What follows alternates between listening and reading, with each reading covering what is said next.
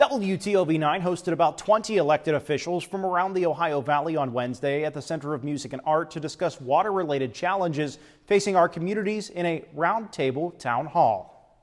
Some officials alluded to aged infrastructure as the cause for many of the waterline breaks, but they added that funding is often the main hurdle. It's infrastructure. It's just totally bad, and we just got to work at it. And I don't like putting all the funding on all the grants. I think we should come up with a way in Caddis, in which we're trying to, with the leaders in Caddis, to try to generate money to get the infrastructure done with our own money and the grant money together. To have the Water Development Authority, that their job is to help get those grants out.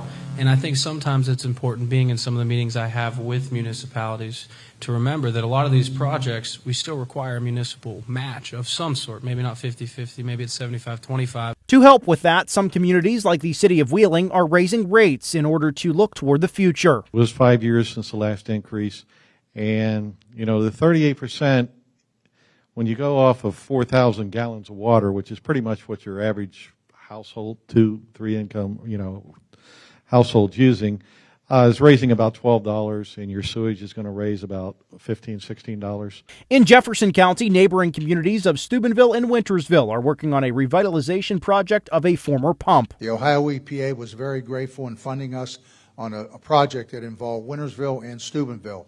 Wintersville was the lead because that's where the pump station was.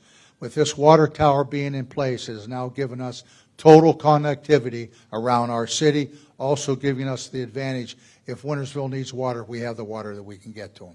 I had the director of the EPA in my office last week, and I specifically talked about the Wintersville project. They understand, they get it, they want to help. The director of the Appalachian Regional Commission, he wants to help, but it is a big state. It's 88 counties, and it is, like I mentioned, more difficult to do projects here. But it's not that the state doesn't care. It's we're trying to figure out how to help communities help themselves.